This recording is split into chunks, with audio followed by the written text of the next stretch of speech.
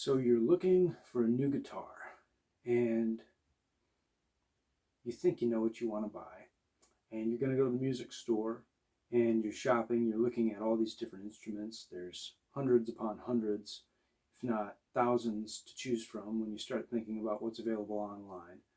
And then there's the issue of what it is you really want. Um, Most of us choose instruments that are similar to or inspired by artists we love, right? Um, so, why do some people go down the road of buying a handmade guitar versus a mass produced instrument? Um, this is a question that I think very few beginning or intermediate musicians even think about, because most of us assume that any kind of handmade instrument is just immediately going to be way outside of our price range. And I would have thought that that was the case when I was first learning to build instruments. The more that things sort of develop from the luthier perspective of more small shop luthiers sort of developing their own models or building replica models of other popular instruments, the more realistic it's become to be able to find a handmade, high quality instrument that may likely outperform what might be available from the larger manufacturers. And you're like, whoa, wait, you're telling me that if I buy a handmade guitar that's the same as whatever brand, it's going to be better than that brand? No, that's not what I'm saying. But I'm saying it is possible that a guitar that's built by hand by a single individual who's really focused on their work could outperform an instrument that's made on an assembly line, essentially in a factory environment. Um, the bottom line is, what's the difference between a handmade instrument versus a mass-produced instrument? And there's pros and cons to both. So something to consider. Here's a few thoughts.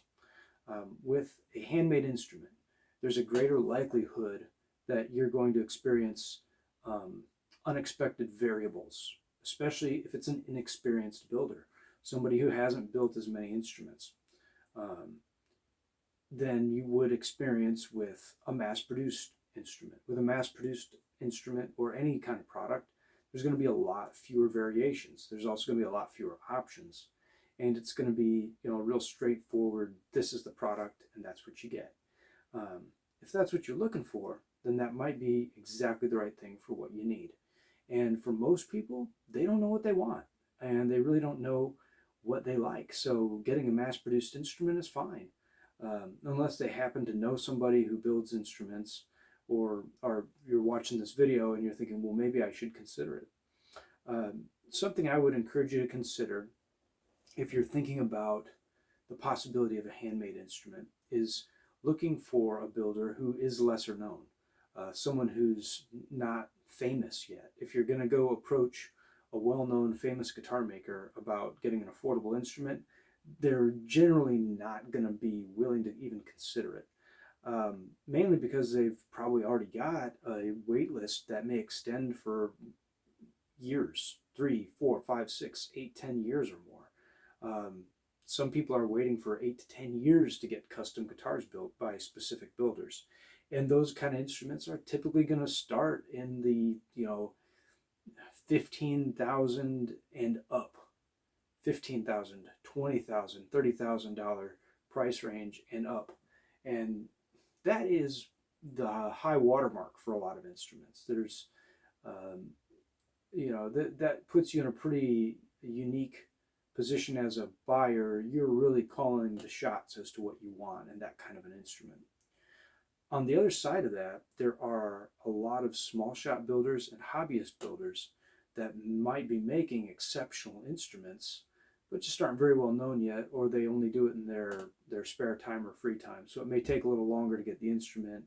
By a little longer, it could be 6 months or a year or a couple years, depending on what it is you want. If they're not super fast about what they do, or if they're just figuring it out, then it can take longer. There's a bit of a risk with working with a builder who's just figuring it out. But at the same time, that risk can be beneficial, because if they do figure it out and they're doing good work, you might get a really killer guitar that's just amazing for a lot less money than you would expect, and it also supports the builder that you're buying the instrument from. That patronage might help them move forward in their career as an instrument maker. So sometimes it's a double positive. Sometimes everything just bounces out and it's like, yeah, I got an okay deal on this guitar. It's not, any better or worse than what I would have got if I bought a factory made instrument, but maybe it's got some more meaningful quality to it because it was handmade. And you might be able to get some special features included on your own instrument if you're willing to, go the route of supporting an independent builder. More and more, there are quite a few independent makers all over the place. I'm in South Carolina. I'm right near Charlotte, North Carolina. I know there are quite a few other builders north of here and some down in Florida and along the area near Georgia. And specifically, most of those builders are making either electric guitars or steel string guitars, and very few, if any. There's only one. Well, I believe he might be doing steel as well. There are very few builders who build classical guitars, at least in my region where I'm at. So, on one hand, that's good, but that's also the negative side of that is there aren't that many people in this area that are seeking out independent builders who specialize in classical guitars. So sometimes it works out, sometimes it's just neither a positive or a negative. It's just the popular culture in the region you live in. Another specialization of mine, I don't have any arch tops sitting here right now. I have a finished body right over here. I'll show on another video. It's actually an arch top bass, but I also build arch top acoustic guitars. I know, insane, right? And I'm trying to coerce myself right now into doing more how-to videos. I think maybe I will start doing some of those. And I'd like to spend some time on the future videos discussing design components of some of my instruments and talk a little bit more about the benefits to buying a handmade instrument due to the design potential that a luthier can give you versus what you're going to be able to get from a stock instrument from a mass production assembly line type environment. With any kind of handmade instrument, essentially everything is customizable. And on one hand, that's fantastic because you can get exactly what you want. You can get creative with it. On the other side of that, it can be an absolute nightmare in terms of helping a potential customer or the guitarist who's trying to order the instrument make decisions or figure out what it is they actually want. A lot of times those decisions aren't too bad just because people have a specific style they play or there's a specific type of instrument they're looking for. So a lot of times, as long as you have a starting point, if you're looking to purchase a custom handmade instrument, you kind of have some direction. Usually that if that builder can produce that, if they know how to build that type of instrument, they won't have any trouble helping guide you through what it is you want. I think that's sort of what I specialize in, and maybe the benefit that I can give to my customers who buy instruments from me is that I can usually watch their playing style, listen to how they play, and figure out what it is they need out of a guitar. Like, if they're playing more solo lead stuff, I might want stronger, brighter fundamentals. If they're playing more rhythm stuff, I would probably build an instrument for them that maybe leans a little heavier on the harmonic responsiveness of the instrument, if it's an acoustic instrument. Or depending on the way they move their hands, I might say, look, I think you're going to benefit from a little more extreme radius on your fingerboard. Or I might say, you know what, let's keep it a little flatter. We might want to flatten out the radius. You're doing a lot of lead playing and solo playing, and this is going to work better for that. Or we do a compound fingerboard radius, or a specific neck shape. Maybe it needs to be leaner in one area and a little heavier in another area, and we want to maintain tuning stability, and we want to have rigidity, and we want to benefit the player by adding all these or paying attention to all these different components of how the instrument functions for them in their hands. And even just seeing a video of someone play, I can pick up a lot about what it is they're either missing in their current instrument or what could help them take their playing to the next level. So there's a lot to consider in terms of what a guitar can do to benefit your playing style. But there's no one perfect instrument for anybody. And I'd say at the end of the day, that's why most guitar players, even on the more minimal side, will usually have 2 or 3 instruments, just because each guitar can have a range of possibilities, but there's no guitar that can cover every single capacity that can be achieved. When you're talking about electric guitars versus steel string guitars versus nylon string or classical or traditional guitars or archtop guitars, no one instrument can cover all of that entire range. So at the very least, it's usually pretty typical for a moderately skilled guitarist to have 2 or 3 or 4 instruments. You could probably whittle that down to 1 or 2 if you really wanted to, if they were really focused on their playing style. And then it becomes almost a necessity to have a really high quality instrument.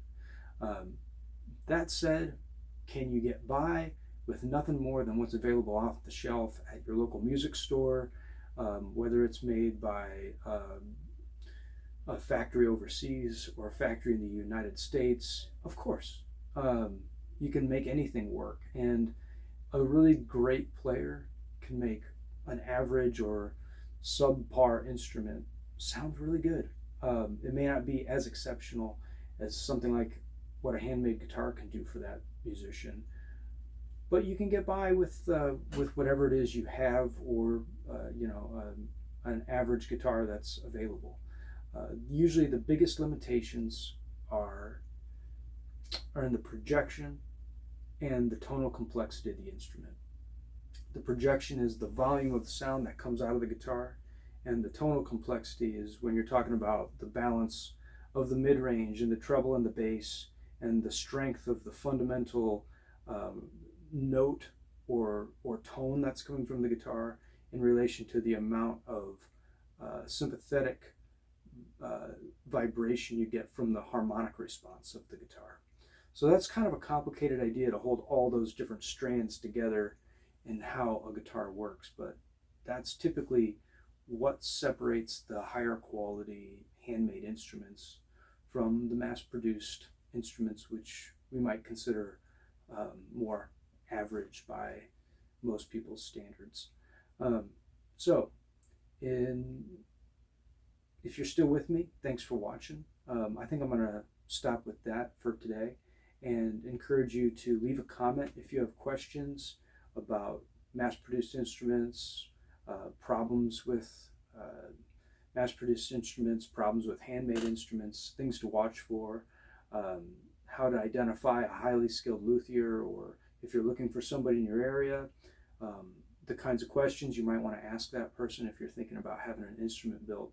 I'd be happy to address any of those topics. Like I said, leave a comment. If you want to subscribe, I'd really appreciate that. And stay tuned for more videos. I'm going to keep talking about guitars and spread as much knowledge as I can, and try to help people find what it is they need. So I think that's usually the magic bullet for most of us as musicians, is when you find an instrument that allows you to be free with your music. It can really allow you to take your playing to an incredible place, where not only is the practice fulfilling, but the process of just picking up the instrument and playing it is exactly what you hope it could be. And getting the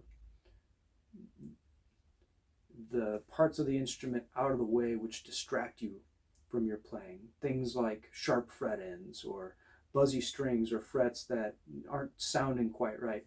If we can identify those kinds of things and remove those distractions from your playing, all of a sudden there's almost no limit to what you can do with the instrument. Like I said, stay tuned, subscribe, and leave a comment. Let me know what you'd like to hear about. I have quite a few ideas I plan to cover in the coming days, weeks, months. Hopefully I can keep it going and make it through the whole year with lots and lots more videos.